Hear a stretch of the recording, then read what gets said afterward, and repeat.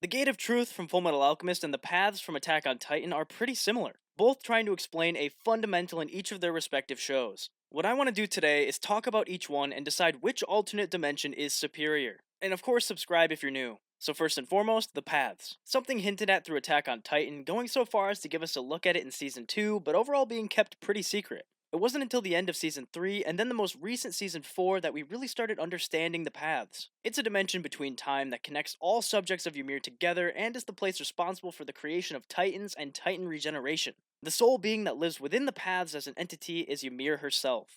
Ymir is the mother of Titans and is the only one responsible for creating them. Now, this entire dimension between time concept is great. It gives me hyperbolic time chamber vibes, and that's always been fascinating to me. With this is also an amazingly easy way to explain basically everything in Attack on Titan. Ymir making the Titan bodies and them immediately appearing in the real world. Now, the paths don't cover everything in the show, in fact, it's not very close, but for what it's trying to accomplish, I'd say it does well. A realm linking the founding Titan to everybody else, making for countless things you can do. Since the founding Titan, when of royal blood, has Ymir at its beck and call, it can do an infinite amount of things with this path concept. Like Zeke's famous idea of making the Eldians not able to have kids. When given the power from Ymir, you're essentially a god. But the main theme of the paths is just a place that Titans are created. It's not clear whether or not the paths have always existed and just needed Ymir to create the Titans, or if her existence created the paths.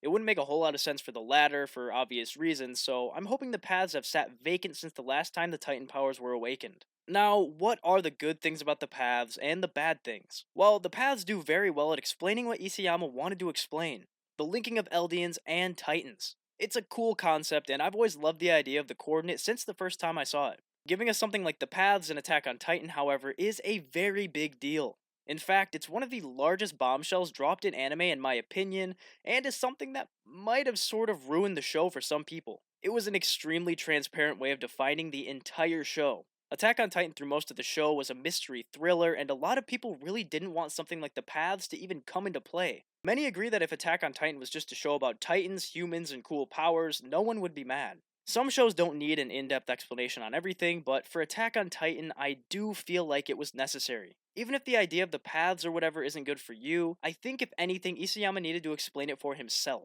I'm saying all this for one reason. With all that's happening in Attack on Titan now and what's to come, there really wasn't storyline that helped in tying up loose ends. Since the beginning of the Marley arc, I felt this way. It was go go go, and it's a given that Attack on Titan needed to be longer. The paths could have been a slowly unraveling plot rather than a big 2 episode event. I think any weirdness that has to do with the last few chapters or the paths just comes down to a bit of rushing.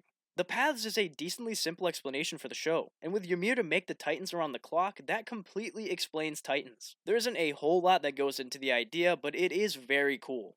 So now that I've talked a bit about the paths and the good and bad of it, let's get into the Gate of Truth. I'll say this now, the Gate of Truth is absolutely brilliant for so many reasons. The author of Fullmetal Alchemist did something really special with the show, staying true to a lot of real-world alchemist theories, bringing God into it, homunculi, philosopher's stones, and a lot more. The Gate of Truth is something each living thing has and grants the ability to use alchemy. At the beginning of the show, we see Ed lose his leg and arm to the gate. When he comes inside the gate for the first time, he experiences an alarming and uncomfortable amount of information surging through him. So to get this out of the way, what the heck was this information? It's a little complicated. When talking about Fullmetal Alchemist, you're basically signing up to study real-world theory and religion, and this information scene is no exception. It's not just him taking in a bunch of information, Ed essentially saw God. But needless to say, he consumed a lot of information in this time, although I'm not sure how much he retained. Every person probably soaks it in differently, but this experience has to put you on another level than other alchemists. Regardless of if he saw God or not, God as a whole in Fullmetal Alchemist is a bit of an abstract concept. Many see Truth as the closest depiction of God in the series. He's the one within the gate responsible for basically a divine punishment and embodies the universe. But of course, he isn't actually a sentient being, he's simply there for you, whether it's to punish you or not. But there's another aspect to the gate, the eye. Some call it the God Eye. Now, what is this? We see it extend hands and pull you in or destroy your body at certain times. This is sort of the equalizer. But when getting into this again, it's very complicated. Fans have found similarities in the eye and the way the author explains things with many religious texts. Specifically this. This is Ein Sof. In a nutshell, this is a god entity that I am infinitely interested in, stemming from Kabbalah.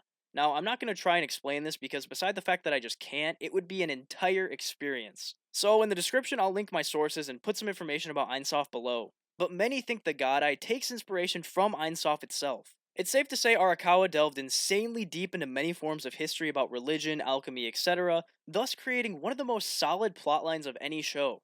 Doing the research for this absolutely bewilders me. You watch Full Metal Alchemist and you're like, oh, cool, but there's so much to it besides it just being a philosophical action anime. So, with that whole tangent, what is the entirety of the gate and how does it work? You can gain access to it in a few ways, and with the information you gain when arriving, you lose the need for a transmutation circle. The common way to gain entrance is human transmutation, but when doing this, something is always taken from you. That something always being what you deem proper for your transgression. So it basically takes what you think is most important to yourself. Now, there are exceptions to this because Edward did enter the gate without losing anything. We've also seen the gate try to be artificially made with gluttony, but to no avail. So, what's the good and the bad? Well, to be honest, there really isn't a whole lot of bad. It's a brilliantly thought out concept and explains it all perfectly. It ties in all these themes of the show and is talked about just enough to be mysterious but intriguing. I think the gate is very well thought out and sets up one of the best endings in anime. Ending an anime is already very hard, especially when it's popular or longer, but Fullmetal Alchemist is one that got it right. The feeling and vibe of the gate is also terrifying but just. You can't really argue with truth because, well, it's the perfect unbiased being, and the entire concept of it doesn't feel intrusive or weird. It's not straightforwardly giving you an explanation for something like midichlorians and the Force, which I don't really mind, but it's giving you something that even after a rewatch, you have to discuss and determine for yourself what it all means. So let's compare. Both the gate and the paths do have their similarities, invisible reactions, and more straightforward physical things. The paths connect Eldians together and allow the manipulation of humans if given the right. The Gate of Truth gives you the ability to do alchemy and serves as an enforcer of justice. They're both trying to be a concept to explain a greater theme, and both do very well. The paths are decently simple, yet a cool idea. A space between time, responsible for the creation of titans and the regenerating and shifters. The Gate of Truth is an even greater idea that, similarly to the paths, contains the key to the story. But as similar as they may seem, they're as different as can be. I think that's shown with the entire theme of the gate and how it's portrayed. The foundation the gate lays on is extremely strong, but it's a main theme of the story, while the paths are only important as an explanation and for a few chapters. So I'd have to say while the paths are a very interesting idea and the way titans are created is as well, the Gate of Truth is just the superior alternate state of reality to explain the plot. Granted, Fullmetal Alchemist and Attack on Titan are extremely different, so comparing these two things against each other doesn't really do them justice. They were trying to represent very different themes, although while doing so, explaining a huge part of the plot. I think the paths were more of an explanation, while the gate was a fundamental part of Fullmetal Alchemist. Attack on Titan really only has one scene with the paths within 70 plus episodes, and once it's fully introduced, it's thrown to the wayside. It's a great idea, and I think the entire feeling behind the paths is good, but it doesn't seem as important as the gate to Fullmetal Alchemist. In fact, if Isayama did something like Naruto where Ymir was within the founder or something, I wouldn't have even been mad. But at the end of the day, both concepts are great in their own way, and for this video, I just wanted to talk about them and kind of pit them against each other. So thanks for watching, subscribe to the channel, and I'll catch you in the next one.